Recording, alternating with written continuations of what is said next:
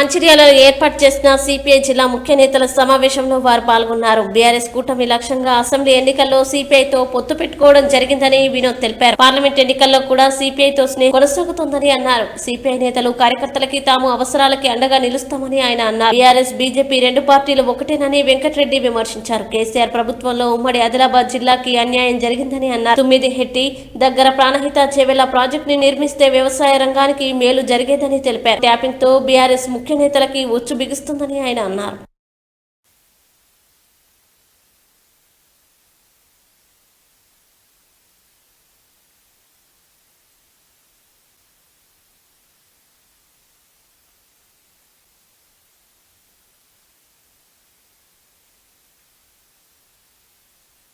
ఇవాళ దేశవ్యాప్తంగా ఈ పార్లమెంట్ ఎన్నికలు జరుగుతాం. ఇందులో ఇప్పటికే 2 విడతలైనవి, 3వ విడత త్వరలో జరగబోతుంది. ఇక్కడ సవాల్ ఏముందంటే 10 ఏళ్లుగా నరేంద్ర మోడీ ప్రభుత్వం అధికారంలో కొనసాగుతుంది. మళ్ళీ తిరిగి అధికారం రావాలని ఉవ్విల్లుడుతూ ఉన్నాడు. ఈ 10 ఏళ్ల కాలంలో ఆయన చేసిన మేలేమిటి, ఆయన చేసిన మంచి ఏమిటి, ఆయన చేసిన ఉద్ధారకం ఏమిటి అనేది మరి చర్చ జరగాలి. ఆయన 10 ఏళ్ల కాలంలో పూర్తిగా కార్పొరేట్ శక్తులకు సంపద అంతా కట్టబెట్టాడు. ప్రభుత్వ రంగ సంస్థలన్నీ అమ్మేశాడు. ఆఖరికి మనం చూసాం విశాఖపట్నంలో స్టీల్ ఫ్యాక్టరీ, బ్రహ్మాండమైన ఉక్కు ఫ్యాక్టరీ సాధించింది, దాన్ని కూడా ఆఖరికి అమ్మేశాడు. ఇట్లా చెప్తూ పోతే అంటే ప్రభుత్వ రంగ సంఘాలు అమ్మేసినాడు ఆర్చవుగా. తర్వాత మొత్తం ఆదాని అంబానీ అలాగే కార్పొరేట్ శక్తులకు ఉడిగం చేస్తూ ఉన్నాడు. 12 లక్షల కోట్ల రూపాయలు వాళ్ళకు అప్పులు రద్దు చేశాడు, మాఫీ చేశాడు. రైతులకు మాత్రం ఒక్క పైసా రుణమాఫీ చేయలేదు. అంతేకాకుండా ఎస్సీ, బీసీ, ఎస్టీ, మైనారిటీ వర్గాలకు సామాజిక న్యాయం, సోషల్ జస్టిస్ చేయలేదు. అది కొరబడి అందుకనే మరి ఇవాళ మళ్ళీ నరేంద్ర మోడీ వస్తే ఇక రిజర్వేషన్ రద్దు చేస్తాడు. అంతేకాదు 400 సీట్లు వస్తే ఇక ప్రజాస్వామ్యం ఉంటుందని మాకైతే నమ్మకం లేదు. రాజ్యాంగానికే ముప్పు వస్తుంది. రాజ్యాంగమే అసలు ప్రజాస్వామ్యం ప్రమాదంలో పడిపోయి ఇక రాజ్యాంగం కూడా ఈ హక్కులు పౌర హక్కులు ఉండవు. ఇప్పటికే ప్రశ్నించే గొంతుకులు నొక్కేస్తూ ఉన్నారు. మరి ప్రతిపక్షాలను పైన ఈడీ దాడులు చేస్తూ ఉన్నారు. అంతేకాదు మరి కేసులు పెట్టి ఇప్పటికి 6-7 రాష్ట్ర ప్రభుత్వాలను కూడా పడగొట్టారు. అంటే ఎట్లా వీలైతే అట్లా ఐటీ దాడులను చేసి సిబిఐ కేసులు పెట్టి నానా విభజన చేస్తూ ఉన్నారు. అందుకని ఏదేమైనా కూడా ఈ నరేంద్ర మోడీ అంటేనే నరాంతక ప్రభుత్వం. ఇది అధికారంలోకి వస్తే ఇక రేపు దేశ భవిష్యత్తు అంధకారం అని చెప్పి బీజేపీ కట్టావో దేశకు బచావ్ నిదానంతో సిపిఐ ముందుకు సాగుతున్నది. అలాగే ఇక్కడ మనం చూసాం తెలంగాణ తెచ్చుకున్నాక మీ అందరికీ కూడా తెలుసు కేసీఆర్ ప్రభుత్వం అది నిరంకుశ ప్రభుత్వం, నియంత్రిత ప్రభుత్వం. మరి ఆయన అనుభవంతో కూడుకున్నటువంటి పద్ధతిలో పరిపాలన సాగించాడు. ప్రజాస్వామ్య విలువలను పాతరేశాడు. నీళ్లు, నిధులు, నియామకాల ఆత్మగౌరవ పరిపాలనని మరి ఏదో మరి ఆత్మ వంచన పరిపాలన సాగించాడు. అందుకనే ఆయన ధరణి పోర్టర్లు భూములు అన్నీ బయటకు వస్తూ ఉన్నాయి. ఫోన్ ట్యాపింగ్ అయితే ఇంకా అది ఎంత దూరం పోయిందంటే ఏ రాష్ట్రంలో కూడా ఇంత దిగజారిన పరిస్థితి లేదు. మొత్తం ఐపీఎస్ అధికార యంత్రాంగం అంతా కూడా రిటైర్డ్ అయిన వాళ్ళని కూడా పెట్టుకొని తన దగ్గరలో పెట్టుకొని విచ్చలవిడిగా ప్రతిపక్షాల వాళ్ళ ట్యాపింగ్ చేసి మరి ఆఖరికి తెలిసేది పోలీసు వాహనాల్లోనే మరి ఎలక్షన్ డబ్బులు అని పోయినాయనే తెలుస్తుందంటే ఎంత దిగజారిద్దో అర్థమవుతుంది. అందుకని ఇలాంటి మరి నియంత్రిత మళ్ళీ బీఆర్ఎస్ అధికారంలోకి ఎట్టి పరిస్థితుల్లో రావడానికి వీల్లేదు. ఇంకా మళ్ళీ మొన్ననే గద్దెదించడం జరిగింది. ఉద్యోగాలు లేవు. తర్వాత మనకు ఆదిలాబాద్కి అయితే చాలా అన్యాయం చేసారు.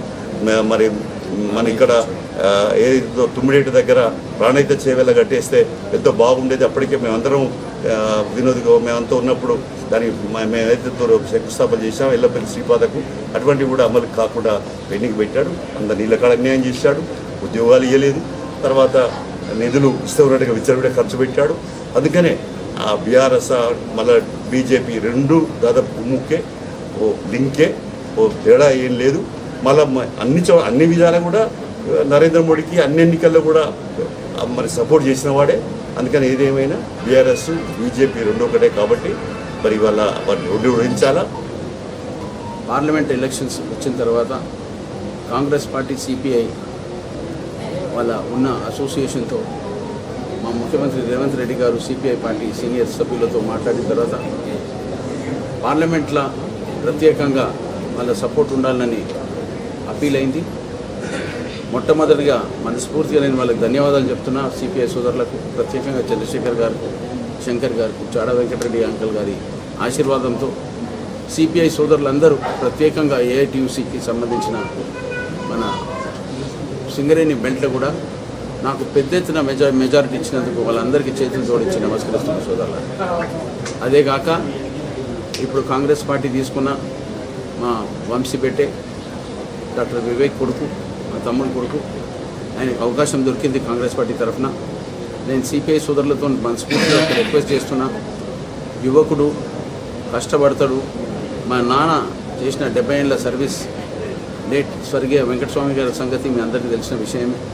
ఆయనకు సిపిఐ పార్టీతో ఉన్న దగ్గర సంబంధాలతో ప్రత్యేకంగా ముంగట సాగిస్తూ ఆయన ఆశీర్వాదంతో ఇవాళ నేను మా తమ్ముడు ఎమ్మెల్యే ప్రజల ఆశీర్వాదంతో మాకు ఇచ్చిన ఈ విశ్వాసాన్ని కాపాడతామని ప్రత్యేకంగా కూర్చున్నాం. సిపిఐ సోదరులకు ఉన్న సమస్యలు ఏమున్నా కూడా ప్రత్యేకంగా పెద్దపల్లి, చెన్నూరు, మంచిర్యాల్, బెల్లంపల్లికి సంబంధించిన ఏ సమస్యలు ఉన్నా కూడా ప్రత్యేకంగా వాళ్ళకు రిజాల్వ్ చేసే కార్యక్రమాన్ని పెడుతూ ఒక ఫ్రెండ్లీ అసోసియేషన్ కింద అన్నదమ్ముల లెక్క మేము ప్రత్యేకంగా ఈ కార్యక్రమాన్ని చేస్తూ నేను మళ్ళొక్కసారి రిక్వెస్ట్ చేస్తున్నా. మా వంశీపేటని పెద్ద ఎత్తున మెజారిటీతో ఇప్పియండి. ఇప్పుడు కాంగ్రెస్ పార్టీ తీసుకున్న మంచి పనుల గురించి జనాలందరూ దాని దిక్కు చూపిస్తున్నారు. మెయిన్ పాయింట్ ఏంటంటే బీజేపీ వాళ్ళు 400 పార్ అని పెట్టి పెద్దలు అంబేద్కర్ గారు పెట్టిన కాన్స్టిట్యూషన్ సంగతిని రద్దు చేద్దామని ఎస్సీ, ఎస్టీ, బీసీ, మైనారిటీ సోదరులకు ఇచ్చిన వాళ్ళు థ్రెట్ ఇలా జనాలందరికీ తెలుస్తుంది. అందుకోసం ఉన్న హక్కుని కాన్స్టిట్యూషన్లో ఉన్న మా ఎస్సీ, ఎస్టీ సోదరులకు బేసిక్గా 90% మా వాళ్ళే ఉన్నారు.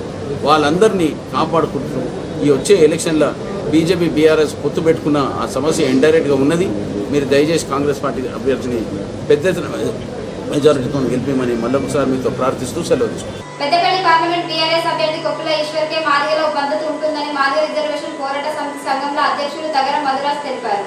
శనివారం చెన్నూరు ప్రెస్ క్లబ్ లో ఏర్పాటు చేసిన మీడియా సమావేశంలో వారు మాట్లాడుతూ బడుగు బలహీన వర్గాల ముద్దుబిడ్డ కొప్పుల ఈశ్వర్ని పెద్దపల్లి పార్లమెంట్ ఎంపీగా భారీ మెజార్టీతో గెలిపించుకుని పార్లమెంట్ కి పంపిస్తామని ప్రకటించారు. ఇందులో భాగంగా కొప్పుల ఈశ్వర్ గెలుపుకి మాదిగలంతా కృషి చేయాలని కోరారు. జాతీయ పార్టీలైన బీజేపీ, కాంగ్రెస్ వర్గీకరణ చేయకుండా మాదిగ ప్రజల్ని మోసం చేస్తోందన్నారు. ప్రాంతీయ పార్టీల ద్వారానే హక్కులు సాధించుకోవచ్చన్నారు. బీఆర్ఎస్ పార్టీ 12 నుండి 14 సీట్లు సాధించడం ద్వారా వర్గీకరణ విషయం సులువుగా జరుగుతుందన్నారు. రాజ్యాంగాన్ని మారుస్తామని అంటున్న బీజేపీకి ఈ ఎన్నికల్లో తగిన గుణపాఠం చెప్తామని హెచ్చరించారు. బీఆర్ఎస్ పేద ప్రజల కోసమే పుట్టిందని, రాష్ట్రాన్ని సాధించిన కేసీఆర్ కి మాదిగలు అండగా ఉండి కాంగ్రెస్ పార్టీని చిత్తుగా ఓడించాలని పిలుపునిచ్చారు. ఈ కార్యక్రమంలో పట్టణ అధ్యక్షులు శ్రవణ్, మండల అధ్యక్షులు ప్రశాంత్, ఇన్ఛార్జ్ అశోక్, కార్యదర్శి కె రాజు, నరేందర్, శ్రీనివాస్, పోషం రాజు, సురేష్ తదితరులు పాల్గొన్నారు. అది అట్లనే ఉన్నది కాబట్టి ఇప్పుడున్న ప్రభుత్వం గాని, కేంద్ర ప్రభుత్వం గాని తెలంగాణలో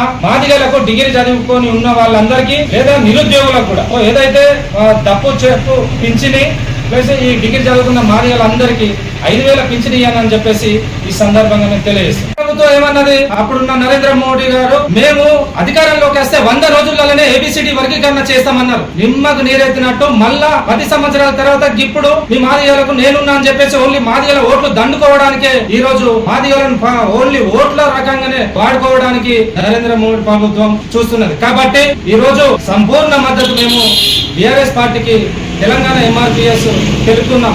ఎందుకు అంటే ఇప్పుడు రాష్ట్రంలో 3 ఎస్సీ రిజర్వేషన్లు ఉంటే దాంట్లో 2 మాదిగలకే కేటాయించి ఏదైతే మాకు మాదిగలకు ప్రాధాన్యత ఇచ్చిన పార్టీలకు మేము మద్దతు ఇస్తాం. జరగబోయే ఎన్నికల్లో మాదిగ జాతి ఓట్లు అన్ని బీఆర్ఎస్ పార్టీకేసి ఈ పెద్దపల్లి పార్లమెంట్ లోని ఉన్న బీఆర్ఎస్ అభ్యర్థి కొప్పుల ఈశ్వరన్నను అత్యధిక మెజార్టీ తోటి గెలిపించి పార్లమెంట్ కు పంపించి ఏదైతే రాష్ట్రంలో ఉన్న బీఆర్ఎస్ కు 12 నుంచి 14 వస్తే పార్లమెంట్ లో మన ఎస్సీ వర్గీకరణ కోసం మాట్లాడదామని చెప్పేసి ఉంటది. కాబట్టి రాష్ట్రంలో 12 నుంచి 13 సీట్లు రావడానికి మాదిగలు కృషి చేస్తారు. మా ఏబిసిడి వర్గీకరణ పార్లమెంట్ లో గలవెత్తాలని చెప్పేసి ఈ సందర్భంగా తెలియజేస్తూ రానున్న ఎలక్షన్ లో మాదిగ ఓట్లు అన్ని బీఆర్ఎస్ కే వేయాలని చెప్పేసి తెలంగాణ ఎంఆర్పీఎస్ నుంచి పిలుపునిస్తుంది.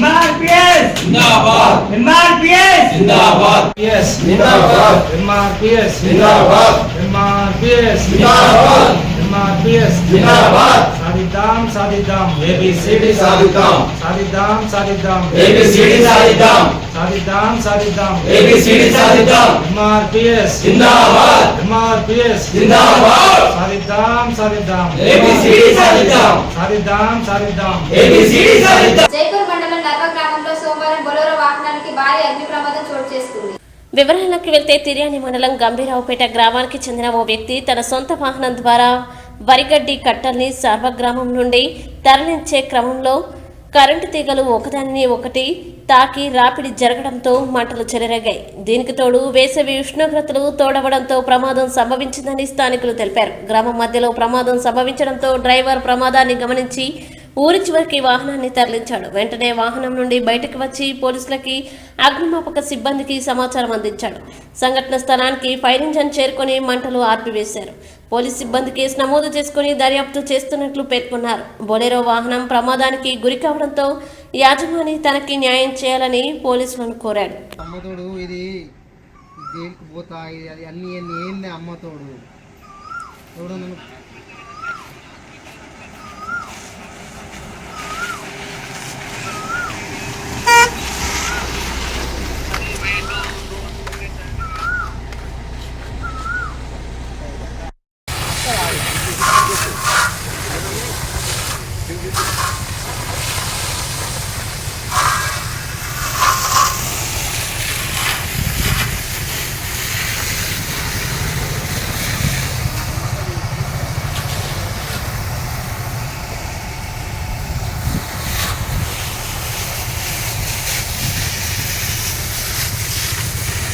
ఊళ్ళో ఇంకా ఇబ్బంది అవ్వు బాగా. ఎండాకాలం బాగా మంచి మంచి చెప్పన్నాడు. ఇది ఎవరిది ఎక్కడిది?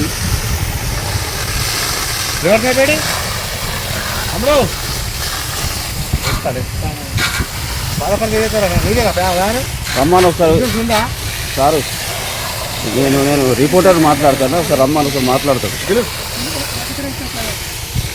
ఇట్రా.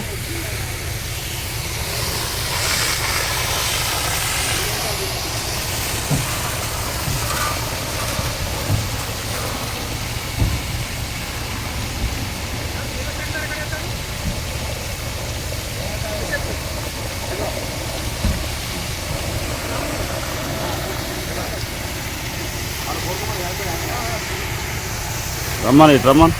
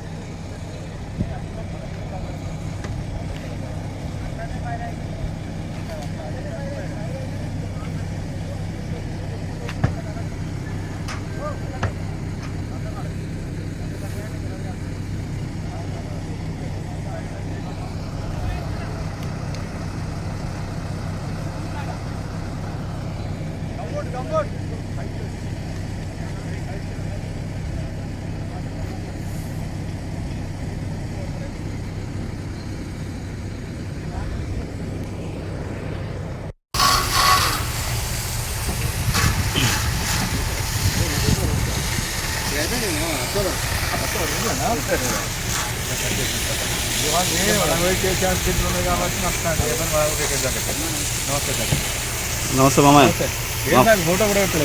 ఇప్పుడే వచ్చినా మామయ్య. పెడతా అల్లాడు.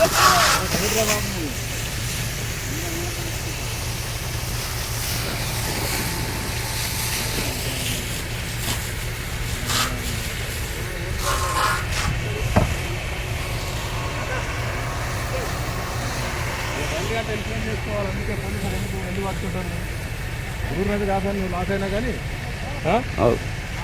మంచిగా రా మాట్లాడు సార్ ఇట్రా మాట్లాడి ఏం జరిగిందో ఇరా ఏదన్నా అవార్డుకి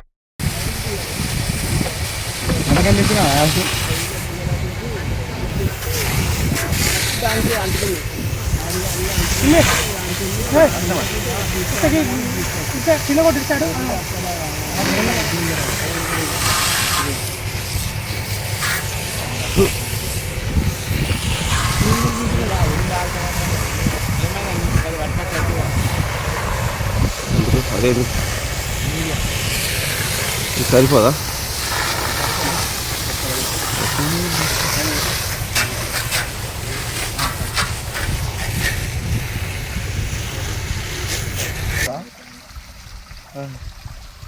ఏం జరిగింది?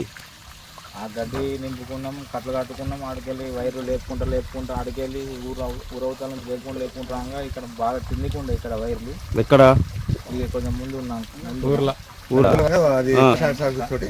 ఉండే ఇద్దరు ఉండే మా ఊళ్ళు ఇళ్ళగానే చూసుకుంటా లేపాంగా ఒక కాడ జాయింట్ అయినట్టుండే. ఏంటిది జాయింట్? మన కరెంట్ వైరు జాయింట్ అయినాక వెనకబడ్డాక ఆడికి చూసి ఎక్కే వరకు అది అటు కాబట్టి ఆడికెళ్ళి గాడు పెడితే ఇక్కడికి వచ్చింది ముంగడికి కాళ్ళు ఇప్పుదామని చేసే వరకు ఆడికెళ్ళి మొత్తం అంటుకుంది. ఆడికెళ్ళి అంటుకున్నాక ఆడికెళ్ళి ఆ బండి ఊళ్ళో నుంచి తీయాలనేసి ఆడికెళ్ళి ఇక్కడ దాకా పట్టుకుని వచ్చి బండి ఆపేసి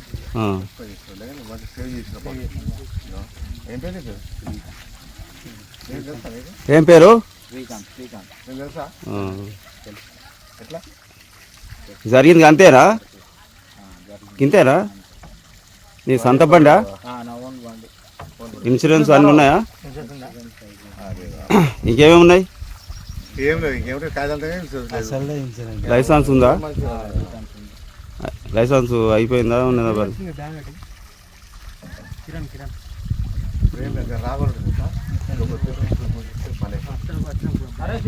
సీల్ బండేనా అది? ఫైనాన్స్ అంటే సిల్ బండ్ అంటే 2021 మోడల్ ఫైనాన్స్ యొక్క సంవత్సరం. SLN న్యూస్ ఇంతటితో సమాప్తం. తిరిగి ప్రసారమయ్యే SLN న్యూస్ లో మళ్ళీ కలుద్దాం. అంతవరకు సెలవు.